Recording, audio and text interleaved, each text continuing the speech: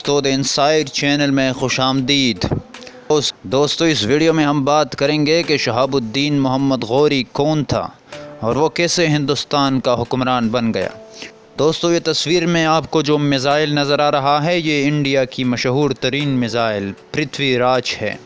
یہ اس بادشاہ کے نام پر بنائی گئی تھی جنہوں نے 1191 میں شہاب الدین غوری کے ساتھ ترائن کے میدان میں لڑائی کی تھی۔ شہاب الدین غوری نے 1192 میں اس کو شکست دی تھی۔ اور یہ دوسرا میزائل جو آپ اس تصویر میں دیکھ رہے ہیں، یہ غوری میزائل ہے جو پاکستان نے شہاب الدین غوری کے نام سے بنایا ہے۔ یہ میزائل اس عظیم الشان بادشاہ کے نام پر بنائی گئی تھی جس کی داستان ہم آپ کو ابھی بتانے والے ہیں۔ غوری خاندان پنجاب میں انقلابی نوعیت میں داخل نہیں ہوا تھا۔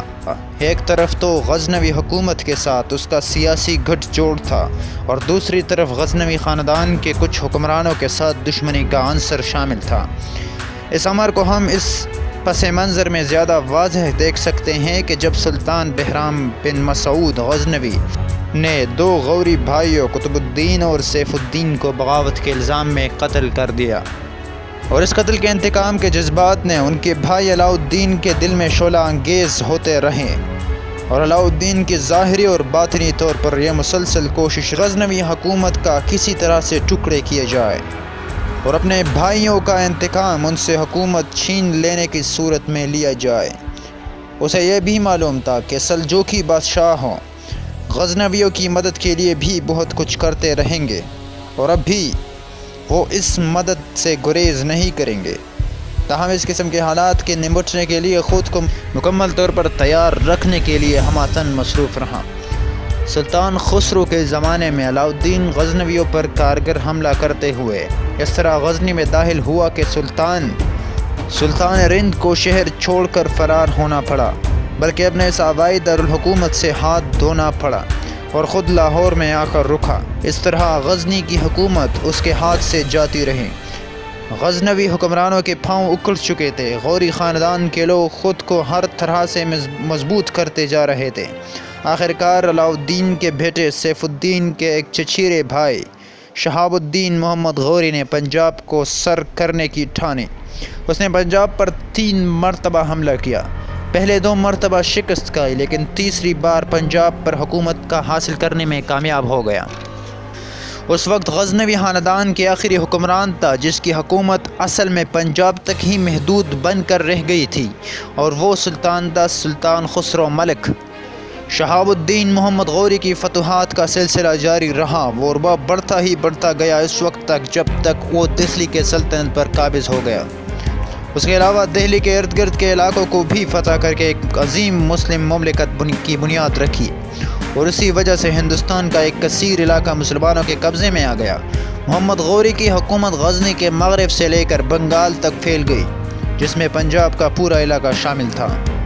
محمد غوری کے دوران حکومت میں پنجاب بالعموم امن تھا، البتہ یہاں پر چند ایک قدیم آرائی نوعیت کے قبائل نے کبھی کبھی افراتفری پھیلانے کی کوشش کی، جن کو ختم کر دیا گیا، یا وہ قبائل مشرب اسلام ہوئے، اور سب سے زیادہ قابل ذکر کھگڑ قبائل تھے جو دریائے جہلم اور دریائے چناب کے درمیانی علاقے میں آباد تھے، اور جن کا کام لوٹ مار کے اوقات زیست گزارنا تھا۔ یہ لوگ نہ صرف عوام کو پریشان کرتے تھے بلکہ بڑے بڑے سیاسی احکام کو بھی اپنے ظلم و ششتر کا نشانہ بناتے تھے۔ ایک بار متحد ہو کر ان لوگوں نے پورے پنجاب میں قتل و غارت کا بازار گرم کر دیا تھا اور حکومت کے خلاف بغاوت کا اعلان کر دیا۔ اس وقت محمد غوری غزنی میں تھا۔ اس کو یہ معلوم ہو گیا کہ ملتان کے صوبے نے بھی غوری حکومت کے عالم بغاوت بلند کر دیا ہے اور امیر حسن کو قتل کر دیا گیا ہے۔ چنانچہ اس نے تمام حالات سے نمٹنے کے لیے خود ایک لشکر ساتھ لے کر پنجاب آنے کی تیاری کی۔ سب سے پہلے انہوں نے ملتان والے باغی زیرک کو شکست دی۔ اسی دوران انہوں نے اپنے ایک بہادر جرنیل قطب الدین کو حکم دیا کہ مشرق میں گلکھڑوں کا مقابلہ کریں اور ادھر مغرب کی جانب سے شاہی افواج خود بادشاہ کی کمان میں ان کا صفایا کرنے میں مصروف ہوں گی۔ اس طرح گکھڑ قوم 2 جانب سے 2 زبردست حملوں کا شکار ہو گئی اس قوم کے بچنے کی کوئی امید باقی نہ تھی، تاہم زبردست مقابلے میں جانبین کا بہت نقصان ہوا۔ آخرکار گکھڑوں کو شکست فاش ہوئی اور لاتعداد گکھڑوں کو گرفتار کر کے غلام بنا کر غزنی لے جایا گیا اور ان گکھڑوں نے اسلام قبول کیا۔ شہاب الدین کو جب دہلی سے واپس غزنوی لوٹا رہا تھا تو جنگ کے قریب اس نے رات گزارنے کے لیے پڑاؤ ڈالا۔ اگرچہ بادشاہ کے خیمے کے گرد پہرے دار بھی موجود تھے، لیکن خیمے میں ایک طرف تازہ ہوا اندر آنے کے لیے کچھ حصہ کھلا چھوڑا تھا اور خیمے میں دھیمی روشنی بھی آ رہی تھی اور باہر سے خیمے کے اندر کے تمام حصے بخوبی نظر آ رہے تھے۔ چند ایک کھکڑ لوگ جن کے عزیز و اقارب گزشتہ جنگ میں غوری فوج کے ہاتھوں سے مارے گئے تھے، بادشاہ کی جان لینے کے درپے تھے۔ انہوں نے اس موقع کو غنیمت جانا اور غوری پر مکمل حملہ کیا اور اس طرح شہاب الدین غوری شہید ہو گیا۔ محمد غوری نے پنجاب پر تقریباً 19 سال حکومت کی۔ اس دوران انہوں نے اسلام کی اشاعت کے لیے گراں قدر کارنامے سر انجام دیے۔ وہ ایک سچا مسلمان اور امن پسند بادشاہ تھا اور اس کی تمام عمر کوشش یہ رہی کہ وہ اسلام کی زیادہ سے زیادہ خدمت کر سکے، اور بدقسمتی سے ان کی کوئی نرینہ اولاد نہ تھی۔ وہ نہایت خدا ترس، عادل اور فیاض بادشاہ تھا۔ غلاموں پر اس کی شفقت ضرب المثل بن گئی تھی، اس لیے وہ یہ الفاظ زیادہ کہتے تھے: بادشاہوں کے چند بیٹے ہوا کرتے ہیں، لیکن اللہ تعالیٰ نے مجھے 20 بیٹے عطا کیے ہیں، یہی میری سلطنت کے وارث ہوئے، اور ہوا بھی ایسا۔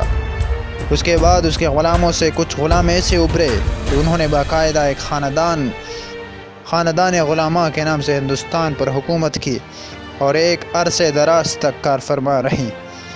دوستو، یہی تھی عظیم شہاب الدین غوری کی کہانی۔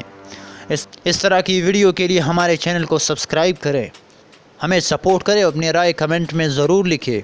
شہاب الدین کے بارے میں آپ کی کیا رائے ہے؟